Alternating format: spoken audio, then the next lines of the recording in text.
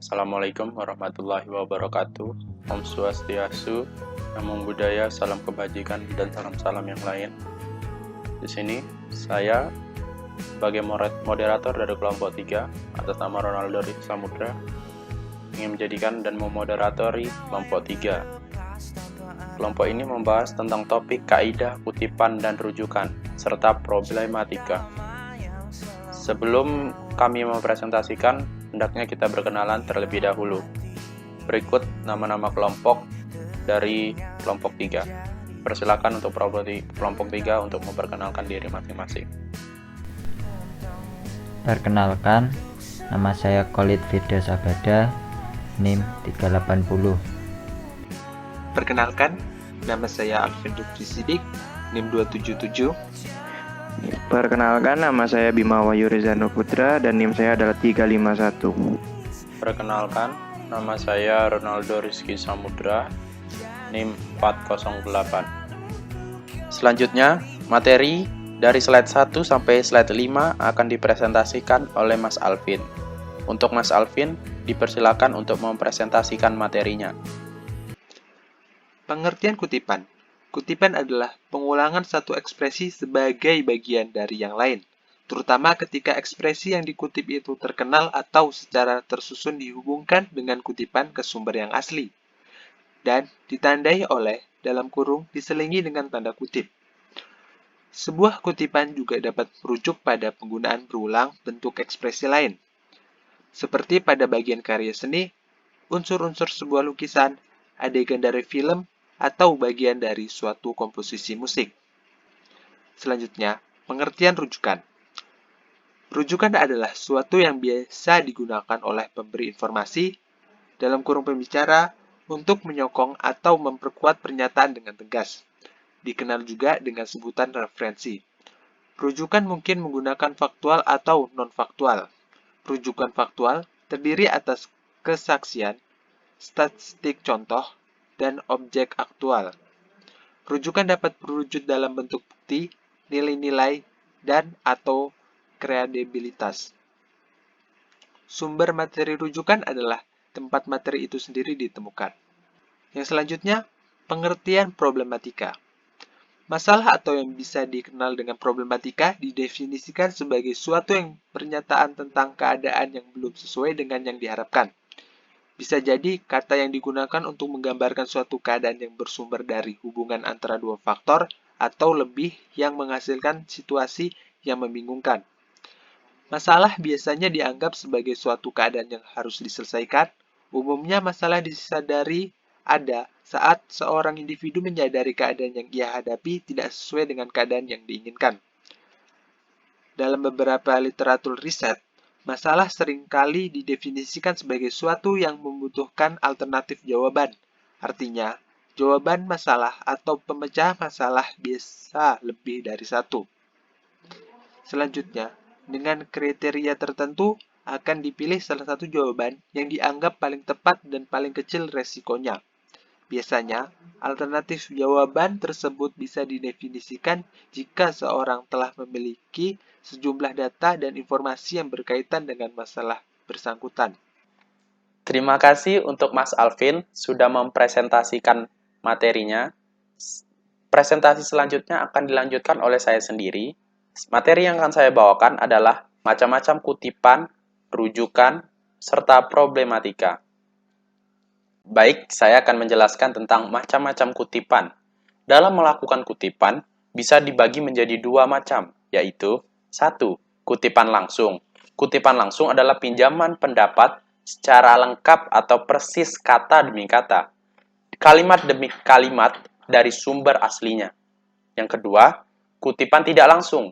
Penulisan membuat kata-kata sendiri dengan tetap mengambil pokok pikiran atau inti dari sumber yang dikutip. Di slide selanjutnya, saya akan membacakan poin-poin tentang macam-macam rujukan. Untuk membuat rujukan, bisa menggunakan dua macam, yaitu 1. Catatan kaki. Catatan pada kaki halaman yang berfungsi menyatakan sumber kutipan, pendapat, buah pikiran, dan lain-lain.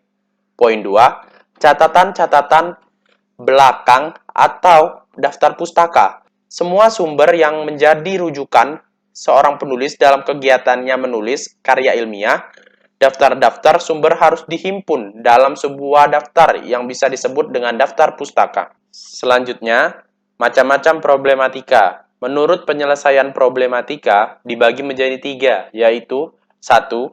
Masalah sederhana. Masalah ini disebut juga dengan masalah yang paling mudah diselesaikan, tidak memerlukan tenaga untuk menyelesaikan. 2. Masalah sedang. Masalah yang bisa diselesaikan dengan sedikit pengorbanan, walaupun sulit, tapi tetap bisa diselesaikan. 3. Masalah rumit. Masalah ini memerlukan banyak waktu dan pengorbanan untuk penyelesaian, dan juga diperlukan pengalaman untuk menyelesaikannya. Terima kasih. Selanjutnya, presentasi akan dilanjutkan oleh Mas Khalid dari slide 10 sampai 11, di mana slide tersebut menjelaskan tentang contoh-contoh kutipan, rujukan, serta problematika. Untuk Mas Khalid, dipersilakan. Contoh-contoh kutipan, rujukan, serta problematika. Contoh-contoh kutipan. 1.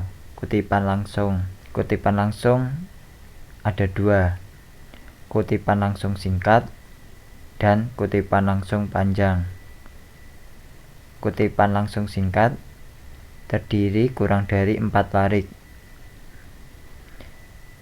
Kutipan langsung panjang terdiri lebih dari 4 larik. Bagian dari kutipan langsung panjang. Atas sendiri tubuh tulisan. Di bawahnya terdapat kutipan langsung. Terus habis itu terdapat tubuh tulisan lagi. Di bawahnya terdapat pembatas. Di bawahnya pembatas terdapat catatan kaki. Serta bawah sendiri terdapat nomor halaman. 2. Kutipan tidak langsung. Terdapat bagian 1. Pokok masalah. 2. Kutipan sesuai dengan aslinya. 3. Yang bawah sendiri terdapat sumber kutipan. Contoh-contoh rujukan. 1. Catatan kaki. Di situ merupakan gambar contoh dari catatan kaki. 2. Daftar pustaka. Gambar di situ merupakan contoh dari daftar pustaka. Terima kasih untuk Mas Khalid atas presentasinya. Selanjutnya, presentasi akan dilanjutkan oleh Mas Bima, pembacaan PPT dari slide 15 sampai ke 17. Untuk Mas Bima, kami persilahkan. Oke, untuk mulai dari slide 15, yaitu yang pertama ada contoh problematika. Nah, di sini ada masalah sederhana, yaitu dimisalkan dengan uang 10.000 mau digunakan untuk membeli antara makanan dan rokok. Jika orang itu memerlukan yang penting adalah makanan, jadi dia akan membeli makanan. Dalam memilih ini kita tidak memerlukan waktu yang banyak ataupun pengorbanan yang sangat banyak untuk memilih antara makanan dan rokok. Oke, untuk slide 16 yaitu adalah masalah yang sedang. Dalam masalah ini, jika diberi pilihan antara pekerjaan yang menghasilkan gaji besar dengan syarat yang susah, atau pekerjaan dengan gaji yang sedang dengan syarat yang mudah. Nah, di sini kita harus memilih yang mana. Nah, di slide ini, jika dia memilih pekerjaan dengan gaji sedang, berarti dia mengorbankan pekerjaan dengan gaji besar walaupun dengan sedikit syarat saja. Jadi, misalkan diberi pilihan seperti itu, ketika kita memilih yang sedang kan berarti kita mengorbankan yang bergaji besar walaupun dengan sedikit syarat tadi.